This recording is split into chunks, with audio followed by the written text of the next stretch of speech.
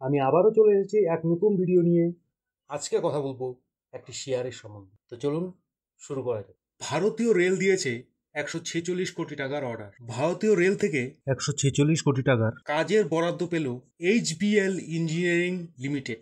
এই টাকা দেশের 48টি স্টেশনে কবচ সিস্টেম বানানোর জন্য বরাদ্দ হয়েছে এই সংস্থাকে। পশ্চিম রেলওয়ে ইতিমধ্যেই এই চুক্তির লেটার অফ অ্যাকসেপ্টেন্স ইস্যু করেছে। এই কাজের বরাদ্দের বিষয়টি সামনে আসতেই HBL ইঞ্জিনিয়ারিং স্টক নিয়ে আগ্রহ তৈরি করেছে বিনিয়োগকারীরা। বিশেষজ্ঞরা মনে করছে এই সংস্থার শেয়ারের দর বাড়ার প্রবল সম্ভাবনা রয়েছে। গত কয়েক বছরেও আকর্ষণীয় রিটার্ন দিয়েছে এই মাল্টি বিগার স্টক।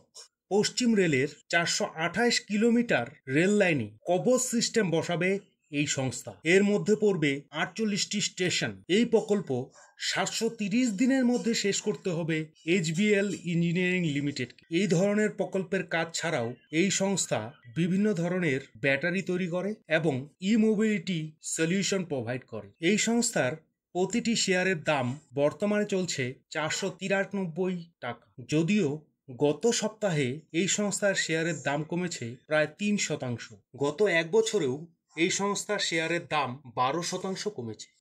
তবে 5 বছরে এই সংস্থা অনেক রিটার্ন দিয়েছে। গত 5 বছরে এই সংস্থার শেয়ারের দাম বেড়েছে 37%। আগামী দিনে এই সংস্থার শেয়ারের দাম আরো বাড়তে পারে বলে জানাচ্ছে বাজার বিশেষজ্ঞরা।